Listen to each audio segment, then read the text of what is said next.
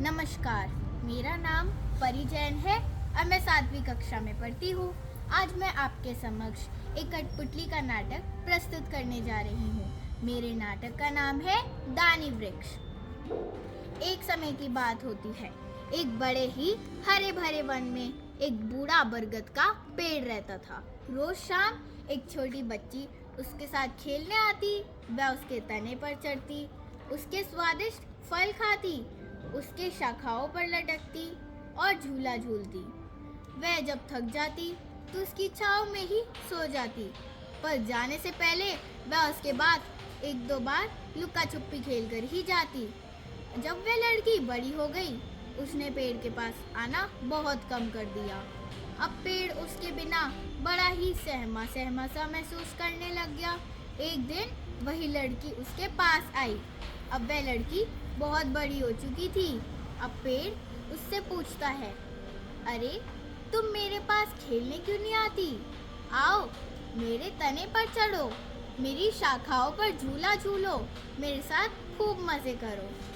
अब वह लड़की कहती है कि मेरे पास अब इतना समय नहीं है कि मैं तुम्हारे पास आके तुम्हारे साथ खेलूं।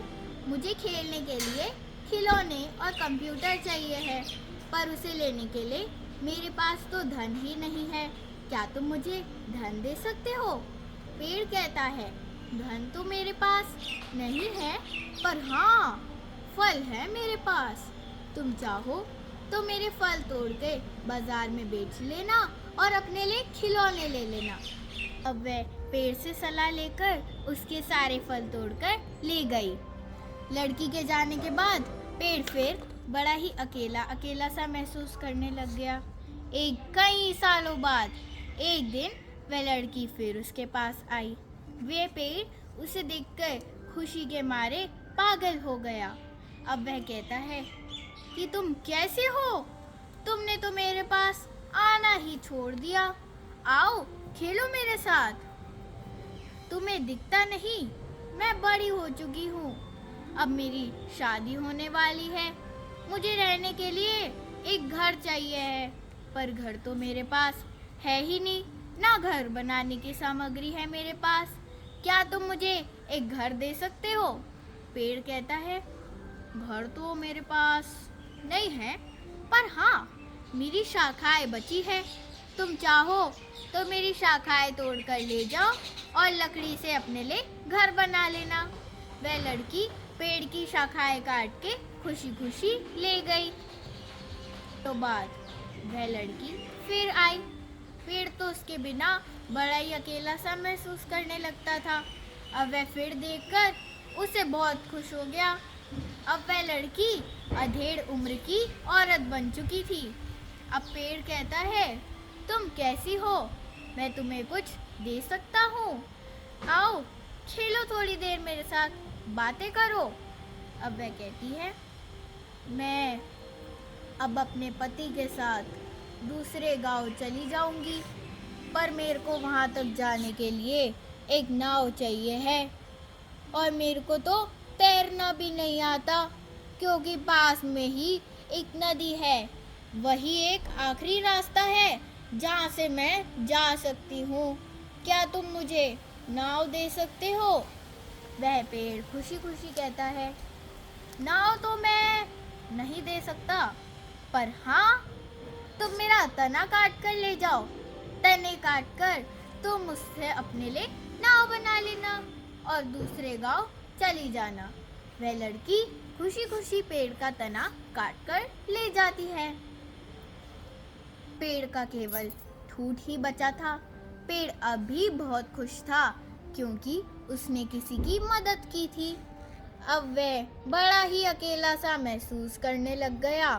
कई साल बीत गए, वह लड़की उसके पास वापस ना आई।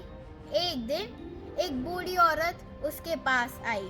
बूढ़ी औरत उसके पास आई और कहने लगी कि मैं बहुत थक चुकी हूँ। अब पेड़ कहता है, मैं तुम्हें कुछ देना चाहता हूँ, पर मेरे पास बचा ही क्या है? मेरे फल भी नहीं है जिन्हें तुम खा सको, शाखाएं और झूला भी नहीं बचा जिन पे तुम खेल सको। तना भी नहीं बचा है जिस पे तुम लटक कर चढ़ सको। और तो और, अब मेरे पास कुछ नहीं बचा, सिर्फ ठूठ ही बचा है। बताओ मैं तुम्हें क्या दूं? अब वह कहती है, देख रहे हो मेरी हालत, अब मेरे पास तने पे चढ़ने का दम नहीं है, शाखाओं पे नहीं लटक सकती मैं। अगर गिर गुरा गई तो जो हड्डियां बची है वो भी टूट जाएगी। झूले पे भी नहीं झूल सकती, हड्डियां बहुत कमजोर है। मैं तो तुम्हारे फल भी नहीं खा सकती, दांत गिर गए हैं मेरे सारे।